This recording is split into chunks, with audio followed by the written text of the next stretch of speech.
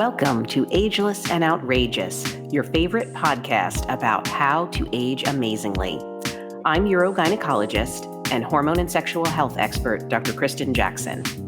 Every week, my incredible and knowledgeable nurse practitioner, Rosalind Arp, and I share our combined 30 years experience to guide both men and women as they age. Listen as we dive into a variety of topics, including hormone optimization, pelvic floor health, maintaining a vibrant sex life, weight gain issues, and skin, hair, and body changes as we age. These real-life insights are always rooted in solid scientific knowledge. Tune in for a dose of laughter, knowledge, and an honest perspective on the incredible adventure of growing older. Welcome, everyone, to the podcast, where today we are delving deep into the hormone estrogen, what it does, where it comes from, what happens when we lose it, and what does it do for men. Yes, men have and need estrogen too, and we'll be looking at that as well. In men, estrogen is made in the adrenal glands and fat cells. And in women, it is also made in our adrenal glands and fat cells. But majority of it comes from our ovaries. And while pregnant, some come from the placenta as well. So let's start with women and estrogen. Menopause is defined as the time period after 12 months with no menstrual periods for women. In 2020, there were 64 million women over the age of 50 in the United States. And by 2060, it's projected that over 90 million women in the United States will be over the age of 50. So this affects a huge segment of our population. That means many women will spend up to 40% of their lives in postmenopause, with more than 60% of them surviving until at least 80 years old. Now, evolution did not expect for us to be in menopause. We were supposed to start having our periods, have our babies, breastfeed our babies, and then die before we ever reached this time period. Prehistoric life expectancy for humans was only into the 30s.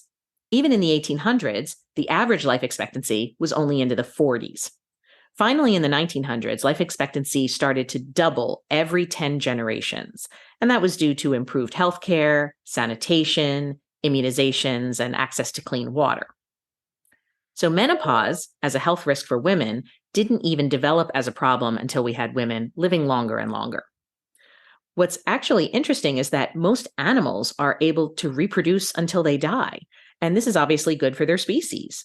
But there are only 3 animals, pilot whales, orcas, and humans, that have the ability to live well past reproductive age. But only human women seem to experience menopause. So while all female animals eventually experience running out of eggs and no longer being fertile, only humans seem to go through this entire grouping of symptoms that is associated with the end of fertility. Well, I did not know about that with whales. And, I'm like, and how do people know if they're going through menopausal symptoms though? How do zoologists know that? So I guess that's true, right? But the word menopause is more applicable to humans, where we can group all those symptoms together. I wonder if they have vaginal dryness. Yeah, but I can only talk about humans, right? So women are born with we are born with a finite numbers of eggs that decline over our lifetime. The ovaries of a female fetus usually contain 6 to 7 million eggs at approximately 20 weeks gestation. So that drops to 1 to 2 million at birth and drops again to 300 to 500,000 at the onset of puberty. So by the time we are fertile, meaning able to reproduce, majority of the eggs are gone already. What usually happens is something called apoptosis, or natural programmed cell death. And about 400 to 500 of those eggs that are left will ovulate. So the loss of eggs through ovulation and cell death is what characterizes reproductive aging and leads to menopause. Once there are no more eggs in the ovaries, there is a sudden drop in estrogen production from the ovaries. So women typically start to feel symptoms of menopause in their 40s. The term for this period is called perimenopause, which literally means around menopause. In the early stages of menopause, there may be some changes in the length of periods. Sometimes it lasts longer, sometimes it's shorter, sometimes heavier, sometimes lighter. It becomes very variable. And then actually, I had some patients who actually have monthly periods up until it actually stops. So they don't even have any changes whatsoever. So it's hard to estimate for a woman what to expect as she's running out of eggs, because some patients will, as you just said, keep having normal cycles. Some will get lighter and fade away, and some will actually get heavier and abnormal. But sometimes you can look to your mother or aunts and see what happened with them, because a lot of what happens around perimenopause is genetic. So you might be able to follow in their footsteps. Yes, and there's other variables as well, like when you start your period, and also when you have babies, those type of things as well. So it's hard to determine. But this really happens because when the brain detects the drop of estrogen in the bloodstream, it responds by releasing a hormone called FSH, or follicular stimulating hormone. This hormone comes from our brain, which stimulates the ovaries to produce more estrogen. The brain is yelling at the ovaries to make more estrogen because it's not detecting in the bloodstream.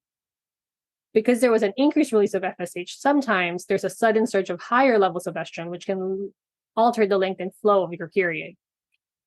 When we are in our early teens, we also experience the same thing when our body's trying to regulate our periods. That's why some of the symptoms of perimenopause is very similar to the ones we had when we were teens.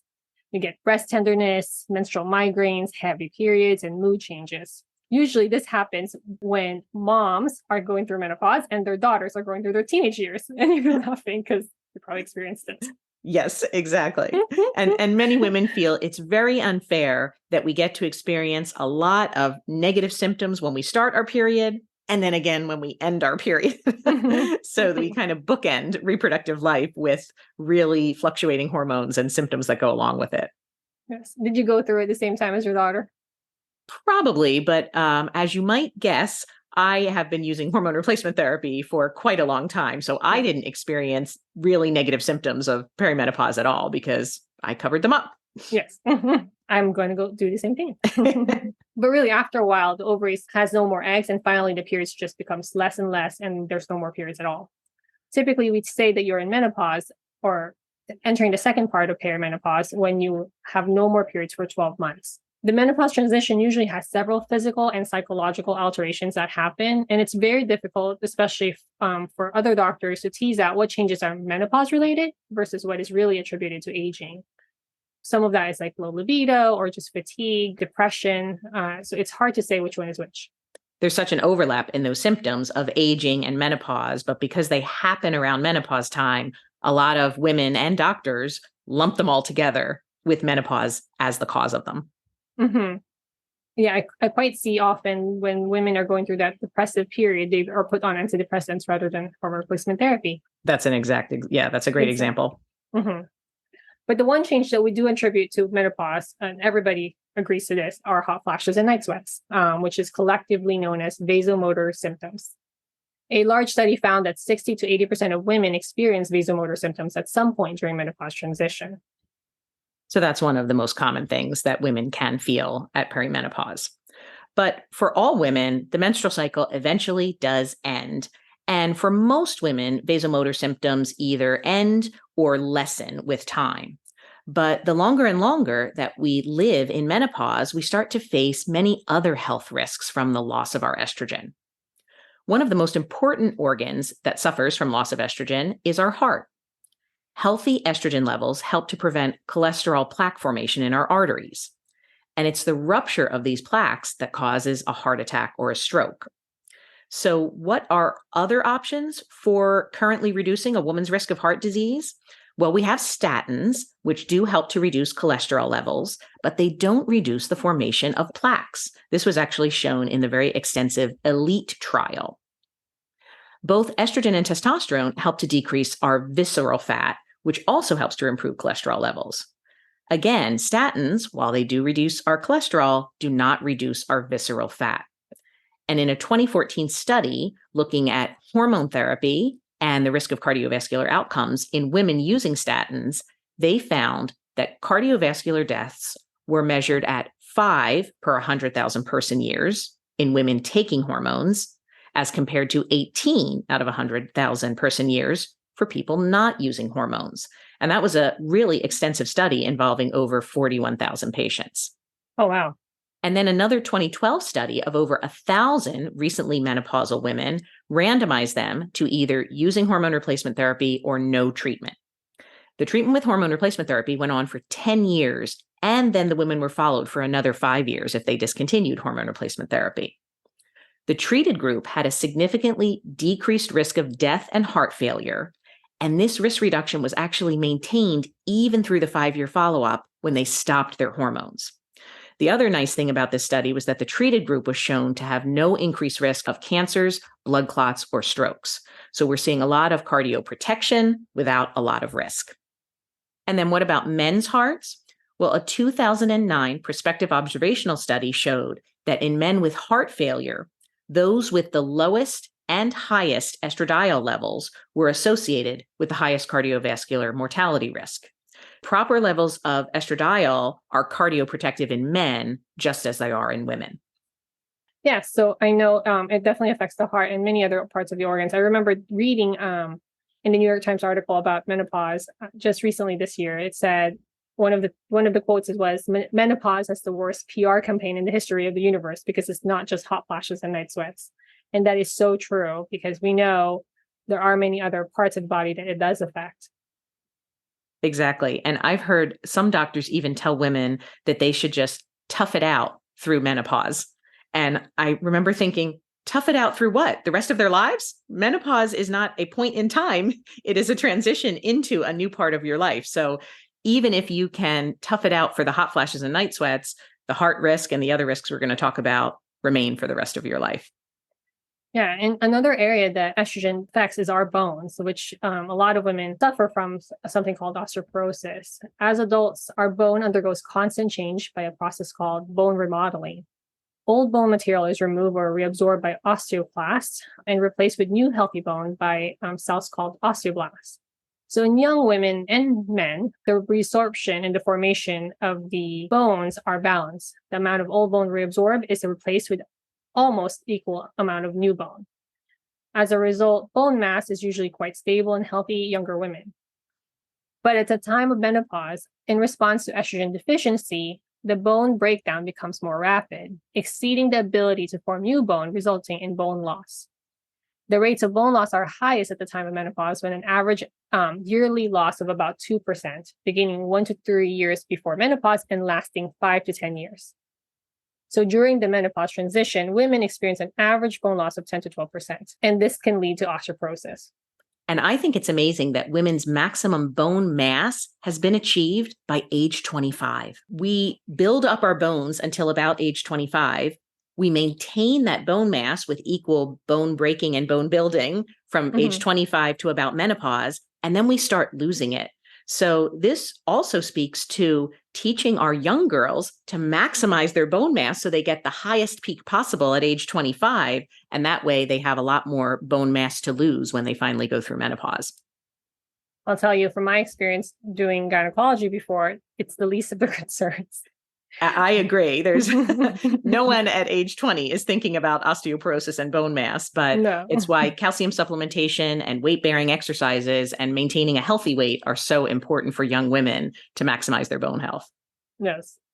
We are concerned about the loss of bone because this leads to osteoporosis. This is a skeletal disorder where there's an impair of bone strength that increases the risk of fracture. So your bone just becomes thinner and becomes more fragile, and it can cause increased fractures in the spine and the hip.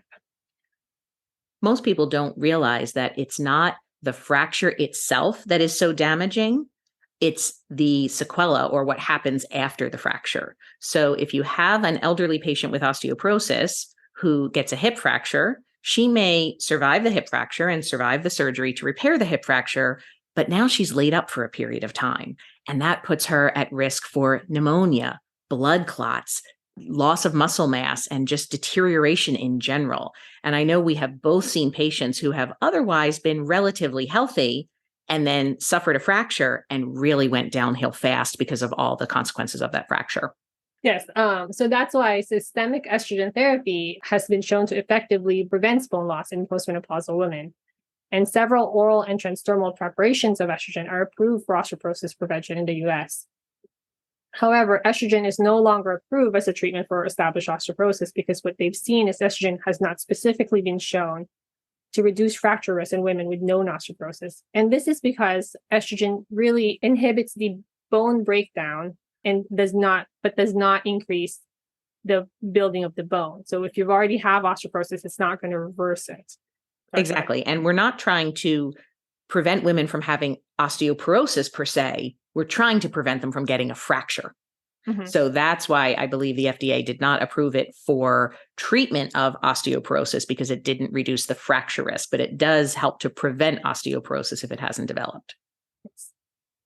The beneficial effects of estrogen typically reduces within a few months after stopping the therapy as well. So protection from fracture partially or totally disappears within the first year of stopping therapy. So staying on your estrogen therapy is key. Right. We'll see all of those bone gains that you may have made while using estrogen go away relatively rapidly if the estrogen is discontinued. And our brain is another organ that is critically susceptible to the loss of estrogen with age.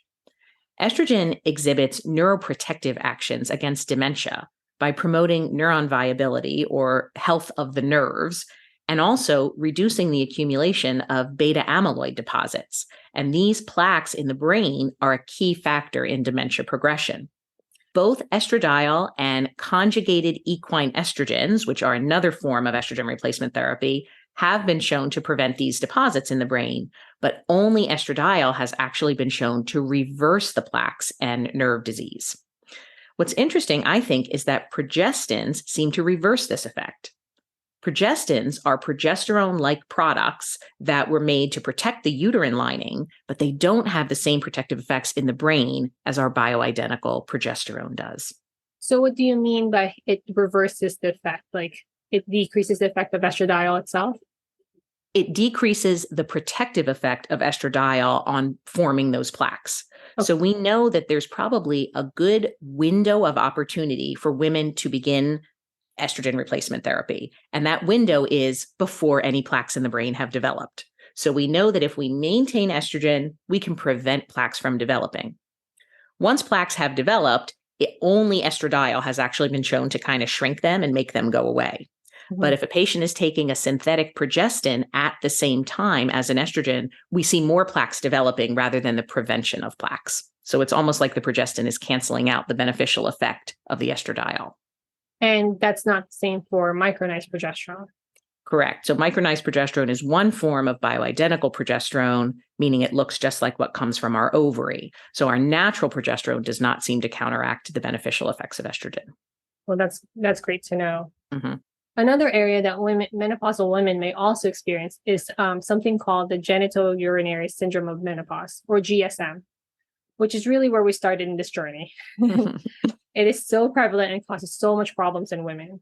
A large study showed that it can affect approximately 20 to 84% of menopausal women, although the exact incidence is unknown, which in my opinion, it probably is closer to the 80% range. I agree. That's a huge number difference when they released that.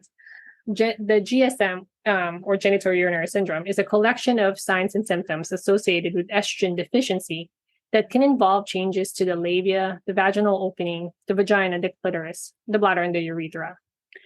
And the symptoms that includes are typically vaginal dryness, irritation and burning, urinary symptoms of pain while voiding, urgency, and recurrent urinary tract infections. Some can also cause sexual problems or pain during intercourse and dryness. And you might also hear us refer to GSM as genital atrophy or vaginal atrophy. That was the older term for it. It's only recently that they've decided to rename it GSM. Personally, I'm not a fan of GSM. People don't know what that means. They don't know that acronym. And even though atrophy, I guess, for some patients has negative connotations, when people get older and things shrink, we call that atrophying. They felt that GSM encompassed more completely the changes that happen at the level of the vagina and bladder. I just don't think it's well understood by patients, and they still know what we're talking about when we say atrophy. And it's quite interesting to me to see so many older patients of ours that come in and think they have a yeast infection. And they're self-treating with over-the-counter medication for that, and it just doesn't seem to go away. And when they call their OGYN or their primary care, they're just sent diflucan over the phone. And when I do an assessment, there's really no discharge, and the burning or the irritation is really from the GSM. Yeah, we have so many podcasts that talk about the benefits of estrogen to the vaginal and bladder tissue and how it can just resolve a whole host of symptoms that women often attribute to something else, whether it's a yeast infection or a bladder infection or things like that. Adding a little bit of estrogen to the vagina and bladder just has huge health benefits for patients, short-term and long-term. So clearly, estrogen has many amazing protective effects for women, but men have and need estrogen as well. For young men, normal estradiol levels run about 75 to 90. And that's mostly due to them aromatizing their testosterone into estrogen. As men age, it's natural that their testosterone levels decrease, and so you would naturally expect their estrogen levels to decrease as well. Except that if men gain visceral fat as they age, and they get that really firm belly that kind of sticks out, all that visceral fat can also aromatize into estrogen. And men that are heavier can actually have higher than normal estradiol levels. And remember when I was discussing the study about men and heart health, it showed that men in both the lowest and the highest percentiles of estrogen were at risk for cardiovascular disease. So it's not just men losing their estrogen that puts them at risk. It's also men gaining too much estrogen, usually related to gaining too much weight, that can also put them at heart risk. I'm curious to see if that's a cause and effect, because it might be also the visceral fat that's increasing their heart disease risk and not really the high levels of estrogen. So I agree. guess that would be another area of study. Right. And I definitely think that we need to recognize that in medicine, an association is not a cause and effect. Mm-hmm. And there might be multiple things happening at the same time. But I think it does point to the fact that for men, at least, their estrogen levels need to be kept within a reasonable range, not too low, because then they suffer effects, and certainly not too high, because they have negative effects at both of those levels. There was also a 2014 study of men's estradiol levels that showed that there was a decrease in a man's libido, which was associated with low serum estrogen levels. And that was found even in men using testosterone therapy. And I think that's really important because we do a lot of testosterone replacement therapy in men. And one of the things we follow is their estrogen level. People get concerned when we give testosterone to men and their estrogen level goes up a little bit. That's normal. We're giving them more of that substrate that's going to aromatize into estradiol. We don't want to be giving men estrogen blockers or things that drop their estrogen levels too low, because now we're actually giving them something that can worsen their cardiovascular risk or harm their hearts rather than help them. So as we can see, that estrogen does the same thing in men as it does in women. It protects their bones against osteoporosis, their hearts against heart attacks, and their brains against dementia. All of the studies that we have discussed today, we will go ahead and link in the podcast description for all of our very savvy listeners who want to take a look for themselves. Thanks so much for listening to today's episode. No information from this recording is intended as a diagnosis or treatment for any disease. If you are enjoying the show, please subscribe so you don't miss any of our exciting episodes. And we love to hear from our listeners and would be grateful for your positive review. We'll talk next time.